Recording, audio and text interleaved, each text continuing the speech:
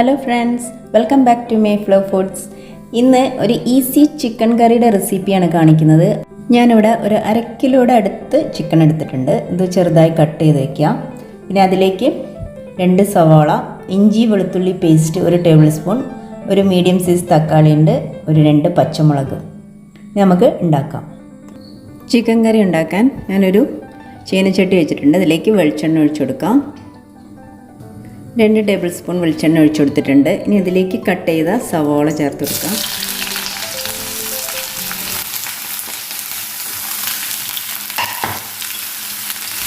നന്നായിട്ട് വഴറ്റിയെടുക്കാം. സവാള പെട്ടെന്ന് വഴന്ന് കിട്ടാൻ ഉപ്പ് ചേർത്ത് കൊടുക്കാം. ഇളക്കി കൊടുക്കാം. കുറച്ചുകൂടി എളുപ്പത്തിലാണെങ്കിൽ നമുക്കിതെല്ലാം മിക്സിയിൽ അരച്ചതിന് ശേഷം ഇതുപോലെ വെളിച്ചെണ്ണയിൽ വഴറ്റിയെടുത്താലും മതി. സവാള വഴന്ന് വന്നിട്ടുണ്ട്. ഗോൾഡൻ ബ്രൗൺ ഒന്നും ആവണ്ട. നമുക്കിതിലേക്ക് ഇനി ഇഞ്ചി വെളുത്തുള്ളി പേസ്റ്റ് ചേർത്ത് കൊടുക്കാം. ഒന്ന് വഴറ്റിയെടുക്കാം. 1 മിനിറ്റ് വഴറ്റിയതിന് ശേഷം ഇതിലേക്ക് പച്ചമുളക് ചേർത്ത് കൊടുക്കാം. കട്ട് ചെയ്ത് തക്കാളി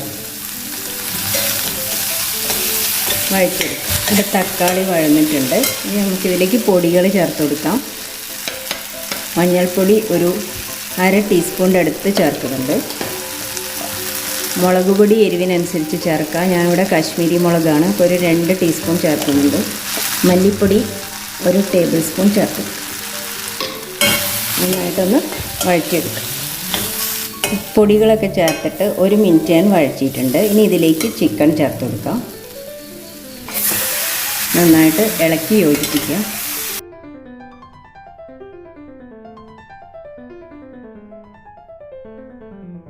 ചിക്കനിൽ ഞാൻ ഉപ്പ് ചേർത്ത് വെച്ച ചിക്കനാണ്, അതുകൊണ്ട് അധികം ചേർക്കുന്നില്ല. അപ്പോൾ കുറച്ച് ഉപ്പ് ചേർത്ത് കൊടുക്കാം.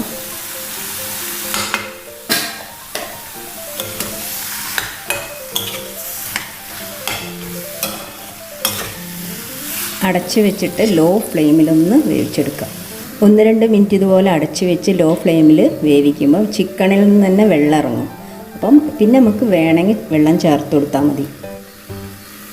എളുപ്പത്തിൽ ചെയ്യാൻ വേണ്ടി നമുക്കിത് കുക്കറിലേക്ക് ഇട്ട് കൊടുക്കാം. ചിക്കൻ 1/4 ഗ്ലാസ് വെള്ളം ഒഴിച്ചൊന്ന് വേവിച്ചെടുത്താൽ മതി. ഞാനിപ്പോൾ ചീനച്ചട്ടി തന്നെയാണ് ഉണ്ടാക്കുന്നത്. ഇനി ഞാൻ ചിക്കനിലേക്ക് ഒരു 1/4 ഗ്ലാസ് വെള്ളം ഒഴിച്ച് കൊടുക്കുന്നുണ്ട്. കുറച്ച് കറിവേപ്പിലയും നമുക്ക് അടച്ച് വെച്ചിട്ട് വേവിച്ചെടുക്കാം. ഇതിപ്പോൾ തിളച്ച് തുടങ്ങിയിട്ട് ഒരു 5 മിനിറ്റായി. ഞാൻ ഇതിലേക്ക് കുരുമുളക് പൊടി ചേർത്ത് കൊടുക്കുന്നുണ്ട്. 1 ടീസ്പൂണിനടുത്ത് ഗരം മസാല. നന്നായിട്ട് മിക്സ് ചെയ്യാം. വെള്ളം കൂടുതൽ വേണമെങ്കിൽ ഇത്തിരിയും കൂടി ചേർക്കാം. കുറച്ചും കൂടി വെള്ളം ഒഴിക്കാം. അവിടെ കുറുകിയിട്ടാണ് എടുക്കുന്നത്. അപ്പോൾ ഇതാ നമ്മളുടെ ചിക്കൻ കറി വെന്തിട്ടുണ്ട്. ഒരു 20 മിനിറ്റായി തിളയ്ക്കുന്നത്. കുക്കറിലാണെങ്കിൽ 2 വിസിൽ മതിയാവും. ഞാനിതിപ്പോൾ ചീനച്ചട്ടിയിലായതുകൊണ്ട് കേട്ടോ. ഇനി ഇതിലേക്ക് കുറച്ച് മല്ലിയില ഇട്ട് കൊടുക്കാം.